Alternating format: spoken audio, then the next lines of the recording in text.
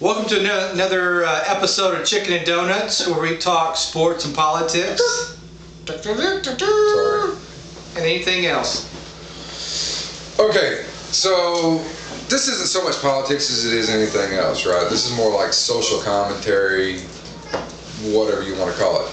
So anyway, I go up to a particular store, known as like Wally World, and I go in there to get some tires done, right? Right. So I just roll in there and I say, hey, who's supposed to help me with this? And they said, well, the manager will help you as soon as she gets done vacuuming out this car. So I'm like, all right, Nothing wrong with that. Nothing wrong with that. Nothing wrong with a hard-working woman, right? No, I don't have a problem.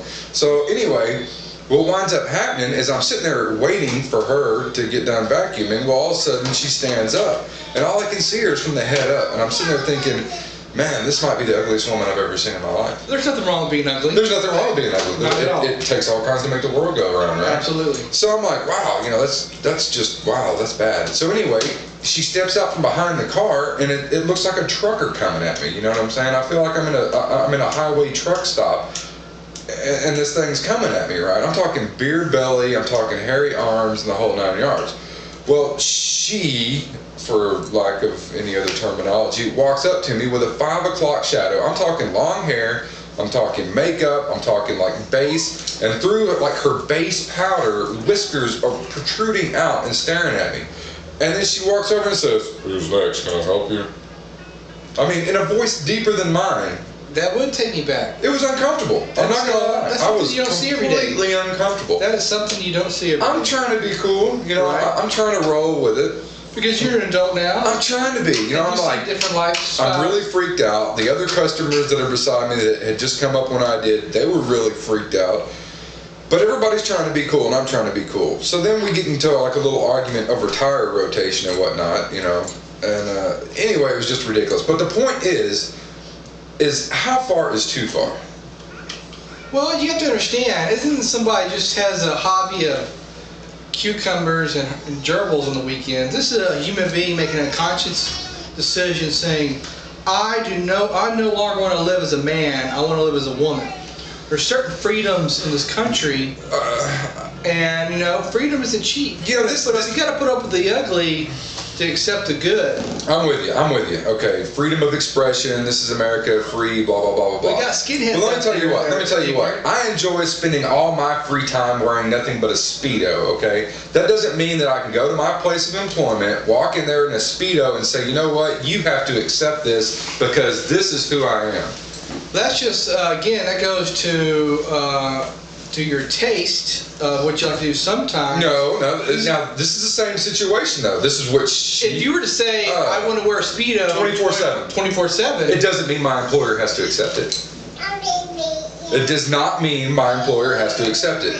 And if I went in wearing a Speedo to work, I would be asked to leave. And if I came out and said, but this is who I am. Yeah. This is how I roll now. It doesn't work like that. I would be asked to leave. And if I would be told if I came back wearing nothing but a Speedo, I would be terminated. And they would be perfectly within their rights. Now, if I want to wear a Speedo when I get home, and take a bubble bath and call myself Sheila, that's perfectly within my rights.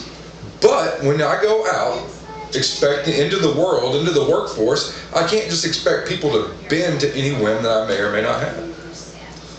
Well, my friend, my Republican right-wing friend, it is what it is.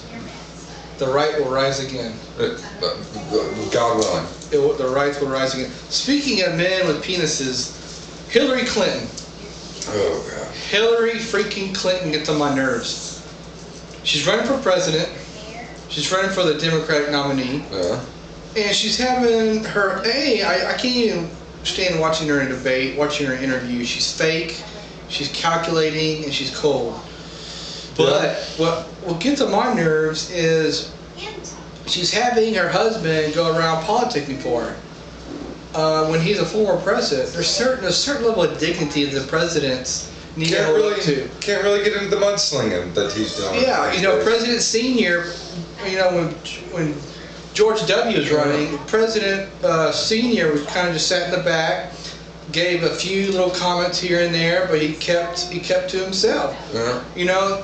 There's a certain standard a behavior you have to hold to, and Bill Clinton is not holding to that, and it really gets on my nerves. True. But the fact that he's doing it for Hillary, especially gets on my nerves. Well, it's like a 2-for-1 deal. I almost wonder who's running for president. Is Bill running for his third term? Because that's the way it's really starting to look like.